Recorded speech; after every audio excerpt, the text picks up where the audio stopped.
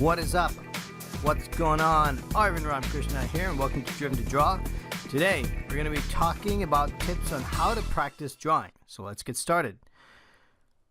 So you see me here drawing this little circle with a couple of just a line and what looks like a stick, and I want to talk about just the habit of drawing, or just getting into the habit of drawing.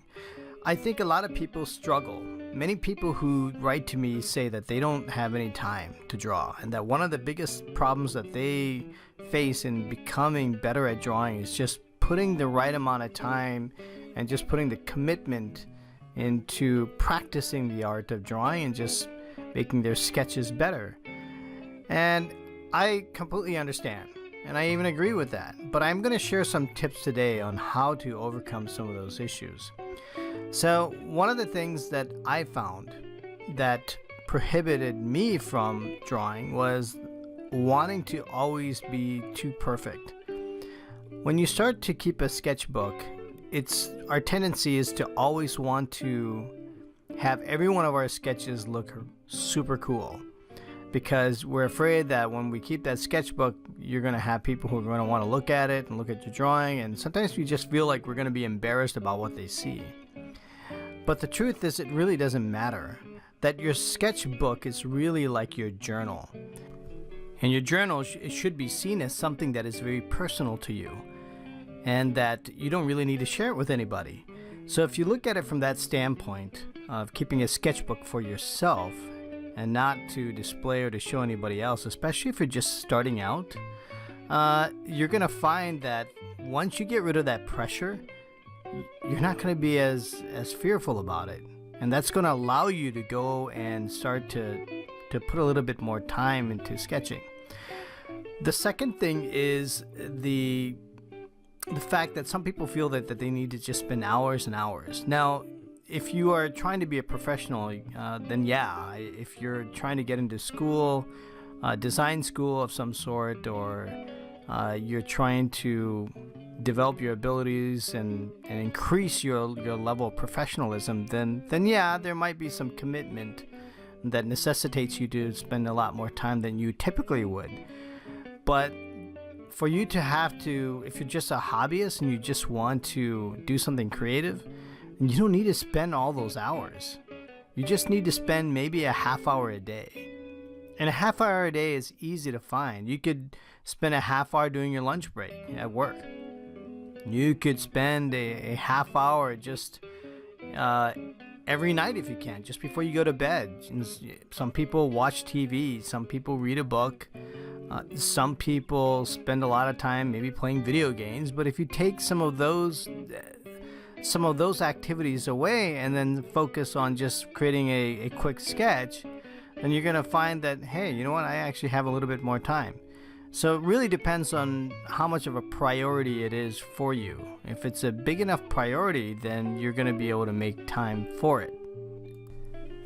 Now, the third tip is to pick up a photograph, a reference photograph of an object or a character. It could be an animal, it could be an insect like here of some interest that you have, and just draw it. Draw what you see, because sometimes some of the issues that we have is to even consider what should we draw, especially when you're looking at a white blank sheet of paper, because you look at that and you're that in itself causes fear, right?